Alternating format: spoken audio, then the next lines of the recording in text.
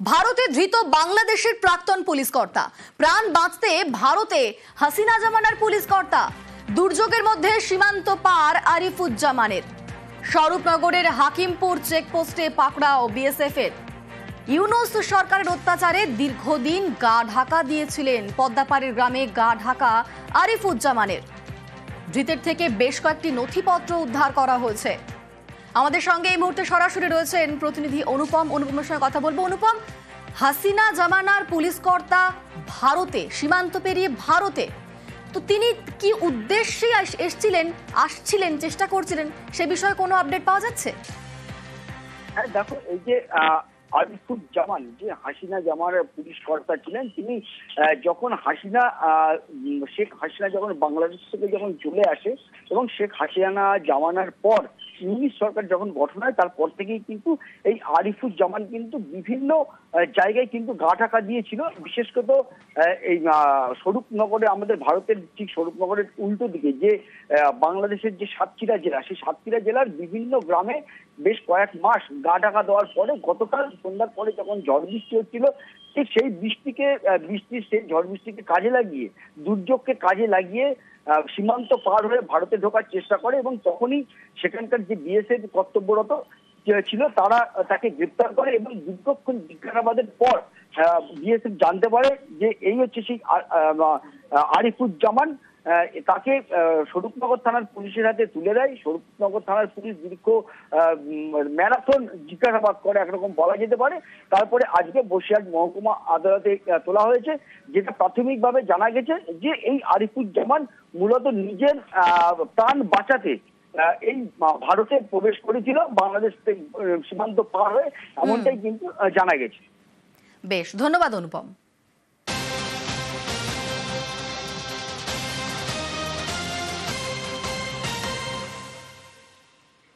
জাল আধার সহ সীমান্তে পাকড়াও, আবারও সীমান্তে গ্রেফতার বাংলাদেশি। সীমান্ত পেরিয়ে নেপালে যাওয়ার ছক। খড়িবাড়ির পানি ট্যাঙ্কি থেকে ধরল এসএসবি। উদ্ধার ভারত বাংলাদেশের পরিচয়পত্র এবং দুই পরিচয়পত্রে দুটি নাম ব্যবহার করা হয়েছে। দেখুন, নাম রয়েছে রাতুল খান, আধার কার্ডে নাম রয়েছে রাতুল খান, অথচ বাংলাদেশের পরিচয়পত্রে তার অন্য নাম রয়েছে। বাংলাদেশের পরিচয়পত্রে তার নাম মোহাম্মদ মানিক। আমাদের সঙ্গে এই মুহূর্তে সরাসরি রয়েছেন প্রতিনিধি বিশ্বজিৎ, যাকে পাকড়াও করা হয়েছে তার তো দুটো নাম। বাংলাদেশ থেকে ভারতে ঢুকেছিলেন, কিন্তু তার উদ্দেশ্য কি ছিল, কি কারণে এসেছিলেন তিনি, এখনো পর্যন্ত কি কি আপডেট পাওয়া যাচ্ছে?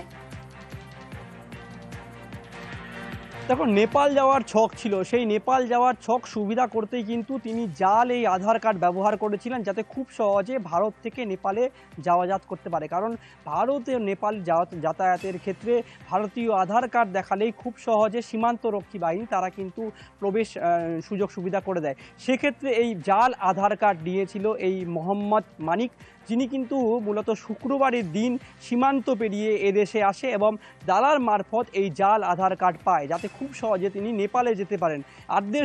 আদেও কি নেপাল যাওয়ার ছক, না ভারতে থেকে চরবৃত্তি করতে তিনি কিন্তু এই ভারতে অনুপ্রবেশ করেছিলেন, সে বিষয়ে ভাবাচ্ছে তদন্তকারীদের। ইতিমধ্যে তাকে শিলিগুড়ি মহকুমা আদালতে তোলা হয়েছে এবং তারপরে রিমান্ডের পর জেরা হবে। কারণ জেরায় ইতিমধ্যে তিনি জানিয়েছেন যে তিনি একবার নয়, এর আগে বহুবার কিন্তু এই অনুপ্রবেশ করে ভারতে বসবাস করেছেন, নেপালেও থেকেছেন। কাজেই তার এর আগে যে ভারতে আসা এবং বর্তমানে এই দুই নাম, দ্বৈত নাম ব্যবহার করা, জাল আধার কার্ড নেওয়া, তা কিন্তু যথেষ্ট চাঞ্চল্য ফেলেছে সীমান্ত রক্ষা বাহিনীদের। তবে এসএসবি গতকাল তাকে প্রথমে আটক করে।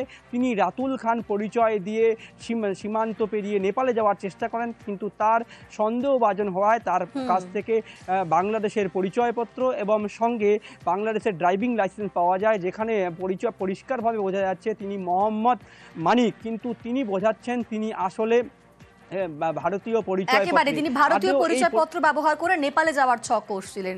আপাতত ধন্যবাদ তোমাকে।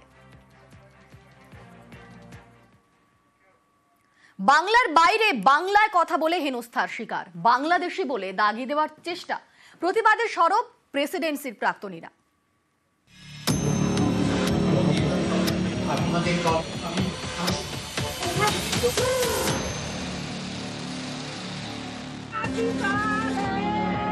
বাংলার বাইরে বাংলা বলায় হেনস্থার শিকার এ রাজ্যের পরিযায়ী শ্রমিকরা। বাংলাদেশি বলে দাগিয়ে দেওয়ার চেষ্টা, কাউকে পাঠিয়ে দেওয়া হয়েছে বাংলাদেশে, কারো ঠিকানা ডিটেনশন ক্যাম্প, দিল্লি হরিয়ানা থেকে ওড়িশা, এমন অভিযোগ ভুরি ভুরি। প্রতিবাদে সরব বাংলা, সরব শিক্ষার তীর্থক্ষেত্র প্রেসিডেন্সি বিশ্ববিদ্যালয়ও। শুক্রবার সেখানে একটি বিতর্ক সভার আয়োজন করা হয়, যার শীর্ষক বাংলা একটি ভাষা, দেশ নয়। বাংলা ভাষা নিয়ে একটা আলোড়ন তো শুরু হয়েছে, সেই পরিপ্রেক্ষিতে এই সভাগুলো বেশি বেশি করে আয়োজিত হচ্ছে। বাংলা ভাষার উপর এই লাগাতার আক্রমণের নেপথ্যে রাজনীতির সুচিন্তিত কৌশলী দেখছেন প্রেসিডেন্সির প্রাক্তনীরা।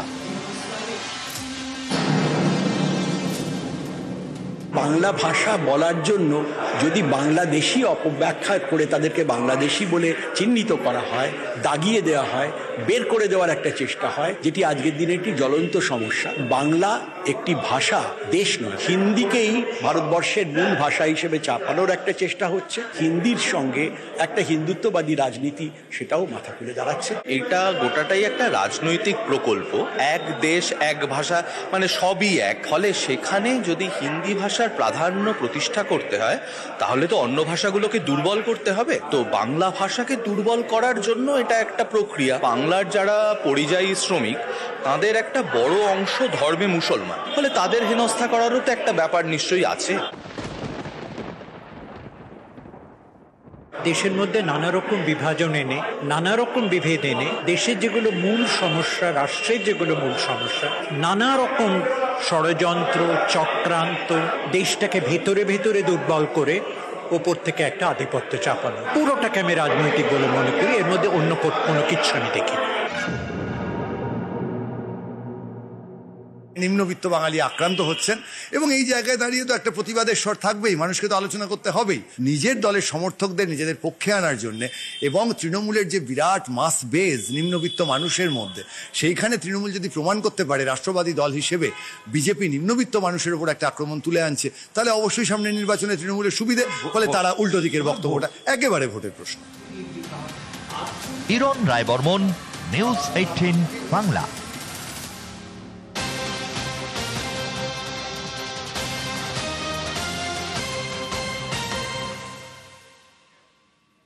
এবার বনগাঁর দিকে নজর রাখবো। বনগাঁর ঠাকুরবাড়ি, আর সেখানেই পদ্মের মধ্যেই দ্বন্দ্ব। ঠাকুরবাড়িতে বিজেপি সাংসদ বিধায়কের মধ্যে কোন্দল।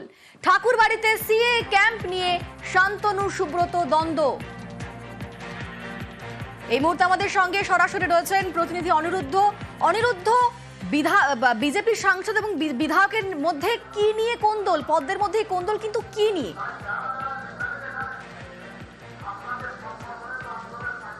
দেখো অনিন্দিতা, উত্তর 24 পরগনা ঠাকুরনগর ঠাকুরবাড়িতে প্রায় কয়েকদিন ধরেই এই সিএ এর জন্য মতুয়া কার্ড এবং যে ধর্মীয় কার্ড দেওয়া হচ্ছে, সেই কার্ড দেওয়ার জন্য এখানে সিএ এর সহযোগিতা করবার জন্য ক্যাম্প করা হয়েছে শান্তনু ঠাকুরের তরফে। এবং সাম্প্রতিক সুব্রত ঠাকুর, অর্থাৎ ঠাকুরবাড়ির গাইঘাটার বিজেপি বিধায়ক সুব্রত ঠাকুর এবং শান্তনু ঠাকুরের মধ্যে এই নিয়েই দ্বন্দ্বের শুরু হয়। সেখানে সুব্রত ঠাকুর আলাদা করে এই ক্যাম্প বসানোর ব্যবস্থা করে তার বাড়ির সামনে। পরবর্তীতে গতকাল এই গণ্ডগোলের বলা যেতে পারে প্রকাশ্যে এসেছে। সেখানে শান্তনু ঠাকুর ঠাকুরবাড়িতে নাট মন্দিরের মধ্যে এই ক্যাম্পের ব্যবস্থা করে, যেখানে প্রতিবাদ করে সুব্রত ঠাকুর। সুব্রত ঠাকুরের দাবি, যেহেতু তার বাড়ির সামনে এবং শান্তনু ঠাকুরের বাড়ির সামনে এই ক্যাম্পের ব্যবস্থা করা হয়েছিল, সেই ক্যাম্প কেন নাট মন্দিরের মধ্যে করা হবে? নাট মন্দিরে যদি শান্তনু ঠাকুরের ক্যাম্প বসে থাকে, তাহলে সেখানে সুব্রত ঠাকুরের ক্যাম্প বসতে দিতে হবে, তেমনই দাবি তোলেন। পরবর্তীতে তাদের মা অর্থাৎ ছবি রানী ঠাকুর সেই জায়গায় যায়, শান্তনু ঠাকুরের সঙ্গে কথা কাটাকাটি হয়। শান্তনু ঠাকুর ছবি রানী ঠাকুরকে বাজে ব্যবহার করেছে, তেমনই কিন্তু অভিযোগ করেছেন তিনি। উল্টো দিকে সুব্রত ঠাকুরও অভিযোগ করেছেন যে একচ্ছত্র বিস্তার চালাচ্ছে শান্তনু ঠাকুর, তার বিরুদ্ধে এক হবার জন্য মতুয়াদেরকে আবেদন জানিয়েছেন। অন্যদিকে শান্তনু ঠাকুর অভিযোগ করেছেন যে গতকাল এই দ্বন্দ্বের পরেই সুব্রত ঠাকুর অর্থাৎ বিজেপি বিধায়ক সুব্রত ঠাকুর মমতা ঠাকুরের দ্বারস্থ হয়েছিল, বা তার মা মমতা ঠাকুরের দ্বারস্থ হয়েছিল। তৃণমূল কংগ্রেসের এমপির কাছে গিয়ে দ্বারস্থ হওয়ার মানেই তিনি তৃণমূল কংগ্রেসে যোগ দেবেন। তিনি টিকিট পান বা না পান, তিনি আগামীতে বিজেপি ছেড়ে তৃণমূলে যোগ দেবেন, তেমনই কিন্তু মন্তব্য করেছেন শান্তনু ঠাকুর। জানিয়ে বলা যেতে পারে ঠাকুরবাড়িতে রীতিমতন দ্বিধা বিভক্ত তৃণমূলে বিজেপির বিধায়ক এবং বিজেপির সাংসদ, এবং তা নিয়ে যথেষ্ট রকম চর্চার কেন্দ্রবিন্দু হয়ে দাঁড়িয়েছে। শান্তনু ঠাকুর অভিযোগ করছেন যে সুব্রত ঠাকুর দীর্ঘদিন এখানে ছিলেন না, পরবর্তীতে এখানে এসে বিধায়ক হয়েছেন, কিন্তু এখন আবার শান্তনু ঠাকুরের যে সমস্ত কর্মকাণ্ড তাতে বাধা সৃষ্টি করছেন। অন্যদিকে সুব্রত ঠাকুর অভিযোগ করছেন যে তার যে অধিকার, তিনি বাড়ির বড় ছেলে, কেন তিনি সেই অধিকার পাবেন না, সেই অধিকার প্রশ্নই তুলছেন তিনি। বেশ, ধন্যবাদ।